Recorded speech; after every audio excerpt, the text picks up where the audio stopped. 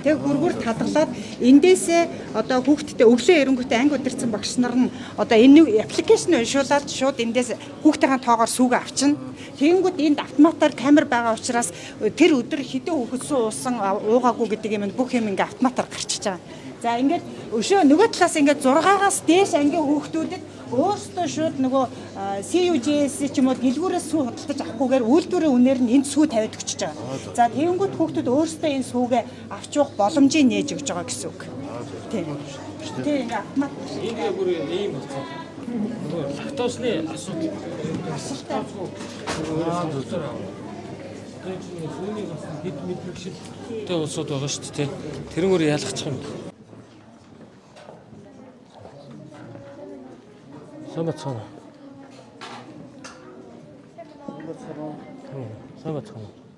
Энд ерөнхий болон сургуулийн сургуулийн 6-аас 18 насны хүүхдүүдийн дунд судалгаа хийж үзэхэд өсөлтийн хоцрогдлын тархалт нь бол 2.6% байна.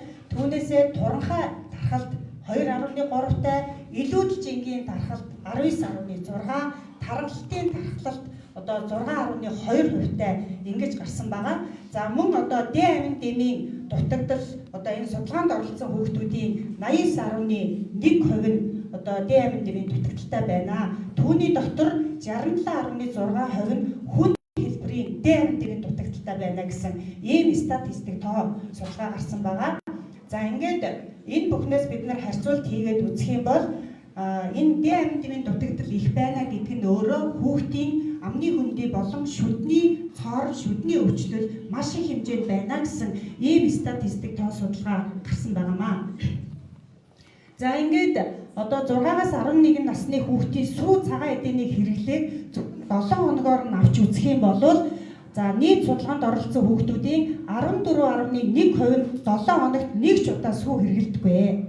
За 7 хоногт 1-2 удаа бол 34.9% нь хэрэглэдэг. За огт хэрэглэдэггүй гэсэн 25.1% гэсэн ийм статистик тоо судалгаа гарсан байдаг. Мөн одоо нийслэлийн түвшинд аваад үзэх юм бол за энд 14.9 за 30.4 гээд ингээд нийслэлийн хэмжээнд одоо амьдарч байгаа хүүхдүүдийн маань 50 гаруй хувь нь тогтмол одоо ямар ч одоо сүү хэрэглэдэггүй гэсэн ийм статистик тоо судалгаад энэ одоо олон улсын байгууллага буюу Монгол улсын одоо эрүүл мэндийн яам боловсролын яамнаас гаргасан ийм статистик тоо мэдээг та бүхэн танилцуулж байна. За ингээд энэ бүх статистик тоо мэдээг үзээд одоо нийслэлийн засаг дарга за мөн одоо төлөөлөгчид санаачлаад 2026 оноос эхлээд сүү хөтөлбөрийг 1-5 дугаар ангийн одоо төрийн өмчит сургуулийн 189,600 хүүхдэд ядаж 200 г-ийн сүү өгье гэдэг ийм шийдэл гарсан. Ингээд одоо өнөөдрөөс эхлээд нийслэлийн хэмжээнд үйл ажиллагаа явуулж байгаа төрийн өмчит сургуулийн 189,600 хүүхэд өдөрт 200 г сүү ууж хэрэглэж эхэллээ. Сүүнд 300 гаруй нэр төрлийн амин хүчил агуулгадаг юм нэг ялангуяа өсвөр наснд зайлшгүй чухал хэрэгцээтэй юм амин дэм дагуулгадаг гэж одоо судалгаагаар тогтоосон байдаг. Тийм учраас хүүхдүүд таах маань энэ сүүгээ тогтмосоо хэрэгжилж байгаарай. Тэгээ саяны судалгаагаар нийслэлийн хүүхдүүдэд 49% нь нэг дунджаар 110 г орчим сүү хэрэгжилж байгаа нь дэлхийн хэрэглээнээс эрс бага, шаардлагатай түвшнээс эрс бага. Саяны судалгаагаар 50 гаруй хувь 7 хоногт огт сүү хэрэгжилж байгаагүй гэж гарсан гэж танилцуулагдаж байна. Ийм учраас сүү бол нэг ялангуяа хүүхэд наснд маш чухал ач холбогдолтой хүнс тэжээл юм. Тийм ч учраас эхийн сүүгээрээ төссөн хүүхдүүд ямар байдаг вүлээ? За Монгол улсын энэ бэлчээрийн мал аж ахуйн сүүний амт шинж чанар ямар вүлээ? Ийм учраас одоо сүүгээр хангах хөтөлбөр бол их сүүн цагаан зам үртэй ажил болно гэж итгэж байна. Ангийн хүүхдүүдэд эрүүл их хүсье, эрүүл бие царуулах хооршно гэдэг. Эрүүл эрдэм боловсролтой нийтлэг хангалуун ирээдүйг бүтээх нь бол бидний зорилго. Тийм учраас Монголын ирээдүйг гэрэлтэй байж хүүхд багчууд маань эрүүл чирэг, эрдэм боловсролтой нийтлэг хангалуун одоо улс орныхоо хөгжил үнэтэй хөрөнгөөр болдог Монголын ирээдүйн улс хүүхдүүдэд сайн сайхан эрүүл мэндийг хүсье.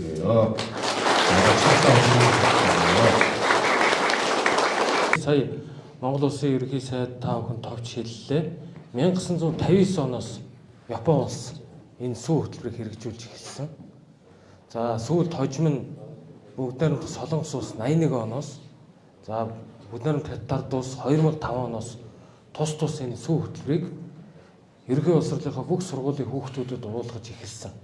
За эдгээр хөтөлбөрийг хэрэгжиж эхэлснээс хойш бүгд найрамд Хятад улсын одоо тэр нийгмийн эрүүл мэндийн судалгаагаар хүүхдүүдийн дунджиж өндөр одоо өссөн гэдэг ийм дүн гарсан байгаа. Тэгээд ясны сэрэгжилт, тэр Д витамины дутагдал, кальцийн дутагдал бүх зүйлүүдээс арилсан.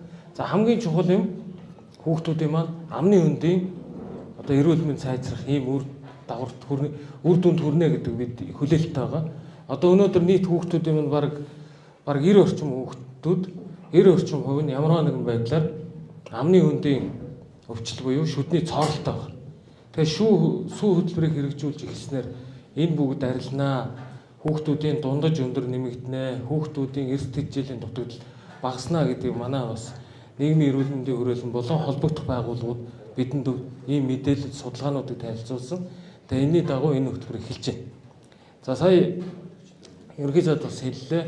Энэ Улаанбаатар хотын төдийгүй Монгол улсын сүүний одоо тэр нийлүүлэлтийг нэмэгдүүлэх зорилгоор бид нар энэ 3 сард Улаанбаатар хот орчимд үйл ажиллагаа явуулж байгаа. Сүүний фермерийн үйл ажиллагаа эрхлэгчдэд энэ сүүний үнэ худалдаж авахтан зориулсан нэн хөнгөлөлтөй зээлийг бид нар одоо олгохоор ингээд бэлтгэл ажил хангагдж байна. За ингэснээр бид нар жилийн 4 улирлын турш импортын биш яг дотооддоо үнэний сүүгээ саасан тэр сүүгээр түүнийгээ баяжуулж за мөн одоо хүүхдийн эрүүл мэндэд хамгийн таатай нөхцөл боловсруулалт хийсэн сүүнүүдийг бас эрхчлээс бид нар илүү хэмжээгээр ханган нийлүүлэхээр ингээд ажиллаж байна. Сүүний үйлдвэрүүдэд нэлээдгүй бид нар уулзалтууд хилцээрүүд хийгээ явж байгаа. Одоо удахгүй фермерүүдтэй уулзнаа. За тэгээ хүүхд тогчуудаа хичээл сурлагадаа хичээн зүтгэх сурлага хөтөлбөрийн амжилт хүсье. Бүгдээрэнд нь сайн сайхан хүсье. Баярлалаа. Сайн бацхан уу? Сайн бацхан уу?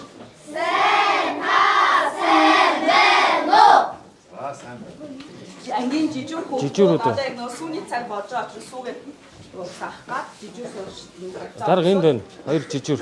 Хоёр жижиг суурьштай. Сайн нөө тандаас руу хэвнээс руу юм байгаа юм маш уран цэцэг. 3-4 ангийн суурьчд яа. За ингээ манай ангид ингээд өдөр болгон 2 жижиг суурьчтай байдаг. 2 жижиг суурьчд маань өдөр болгон хормогчоо малгайтайгаа өмсөд хүүхдүүдээ сүүгээ тараадаг байгаа. Ангийнхаа багштай нийлээд ингээд 34 хүүхдээ бүгд сүүгээ тараадаг. 36 хүүхдээ бүгд. За минь За хоёр талаа зэрэг үгээ орно яах вэ? За.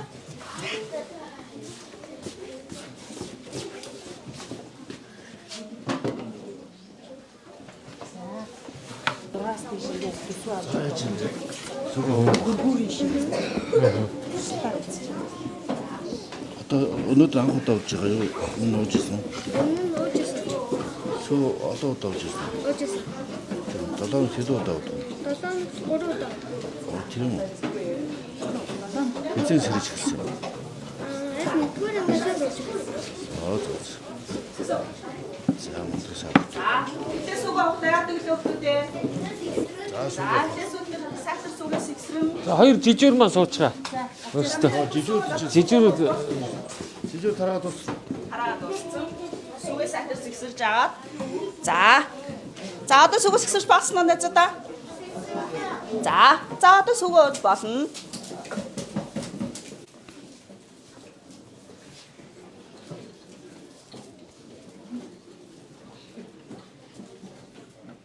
Долооногт бол 3 удаа ууж байгаа. Сүүл шүдний одоо шүд илүү ингээ сайн бэхчин, яс илүү бэхчээд одоо нөгөө Д витаминээр айгу баялаг болохоор тийм бид айгу сайн.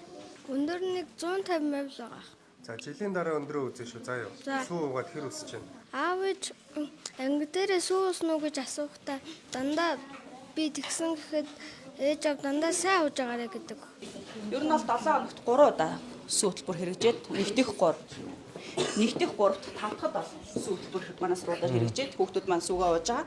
За ер нь бол ангийн хүүхдүүд бол ер нь бол дандаа ангидаа завсарлагын цагаар бол бүлээн усаа уудаг байсан бол сүү хөтөлбөр хэрэгжснээр бол хүүхдүүд маань сүүгээ илүү усаан арай багасгаад сүүгээ уух айгүй сонирхолтой байгаа. За сүүгээ уухлаар манай хүүхдүүд ангийн хүүхдүүдийн бүр эрч хүч нь бүр нэмэгдээл. За одоо багш яг энийгээ дуусчих сүүгээ уучин тийм ээ гэж сүүнийхээ цагийг хүлээгээл тийм байгаа. Ер нь бол тийм. Багш энэ хог хаягдлыг яаж юм? Хог хаягдлаа бол одоо бол ерөнхийдөө бол хүүхдүүд буцаагаад яг сүүгээ уусныхаа дараа буцаагаад сүүнийхээ савыг бол яг багш нарын өгсөн зааврын дагуу яг буцаагаад ивх гээд дахин боловсруулалтанд өгж явуулж байгаа. Тийм дахин боловсруулалтанд өгж байгаа. Сүүний компаниуд маань өөрөөсөө яг багш нар анги болгомосоо хүүхдийн тоогоор буцаагаад яг сүүгээ сүүнийхээ хайрцгийг их гэж хураагаад яг аваа явуулж байгаа. Хүүхдүүд маань яг бүрэн сүүгээ гүц дуусны дараа бол яг багшийн зааварчлагын дагуу сүүнийхээ хайрцгийг бол бүгд нэх гэж байгаа. Яг ерөөсөө бид нар бол эх хичээл ингэж төлөвлөж байгаа. Одоо нөгөө бага анги дунд ангийн хүүхдүүдийг энэ коридорт ийм сүү нийлүүлэгчтэй хийсэн гэрээний дагуу халуун бүлээн ийм сүүний автоматуудыг тавьчих. Тэгээ хог хаягдал гарахгүй тулд хүүхэд болгон өөрийн гэсэн сүүний аяхтай ирээд тэгээ багш за сүүндээ гингүүд ангиуд 1-р завсарлагаанаар 3-1 2-р завсарлагаанаар 3-2 ч гэдэг юм ийм дараалал нөгөө сүүний автоматууд нэг жирэт тавьчихгууд тэндээс очиж авчихъя. Тэгвэл сүүгээ ууж дуусаад аягаа цэвэрлээд аваа явчихна. Ахлагангийн хүүхдүүдэд бид нар эрх хичээл юу гэж тооцож байгаа гэвэл купон өгчий. Одоо нөгөө 11 12 дугаар ангийн хүүхдүүд чинь дүүнэртэйгээ зэрэгцээд нөгөө автоматар зогсоод байхгүй байх магадaltaй учраас купон өгчий. Тэнгүүтээ ойр авийнхаа кофе шопуудтай бид нар гэрээлчин. Энэ хүүхдүүд кофе өгөхгүй зөвхөн сүү өгнө гэсэн ийм купонууд өгөөд тэгээ эрх хичээл бид нар бол одоо энэ бэлтгэл ажил дээр энэ манай нийслэлийн сэлждөө төлөөлөгч төргүүтэй хүмүүс ажиллаж байна. Бид нар аюул олон янзын автоматууд судалж байна. Тэр дотор автоматууд дотор яг ингээд нэг хүүхдэд уухуц гарацтай байлгадаг. Тэгээ ороо нөгөө нийлүүлэгч нь үлдэгдэл саваа аваад дараагийнхаа өглөө ариутгсан сүүгээ халуунаар нь авчирд хийдэг ийм зүйлүүдийг яагаад тэгээд нийслэлийн төвийн 6 дүүргийн төвшөнд бид нар сүүний үйлдвэрүүдийг яаж бүсчилж хуваах вэ? Аль нь одоо аль хэсгийг нийлүүлэх үү? Тэгээд аль болох дахин хог хаягдал гаргахгүй байх хүүхдүүдийг бас нэг аяга маяга угаад сургадаг тийм юм руу нэвтрүүлээгээд ийм бэлтгэл ажил хангаж байгаа. Энэ жилийн тухайд бол сая бид нар 26-наас эхэлсэн тийм ээ багшаа. Тэгээ 26-наас эхлээд энэ чинь одоо хэд хонцсонгууд ингээ хүүхдүүд эндээ нэлээд тийм хөвшил болж байгаа л юутай байна. Нийгмийн эрүүл мэндийн хүрээлэн гэхэд бид нар юу гэж ярьсан гэхээр одоо яг энэ сүү уулгаж эхлэх үеийн хүүхдүүдийн эрс тэжээлийн байдал дундаж өндөр жин зэрэг ийм дундаж үзүүлэлтүүдийг авч байгаа. Жилийн дараа ийм үзүүлэлт 2 жилийн дараа 5 жилийн дараа гэдэг ийм тайланд бас орох суур судалгаанууд хэрэгжүүлсэн тийм.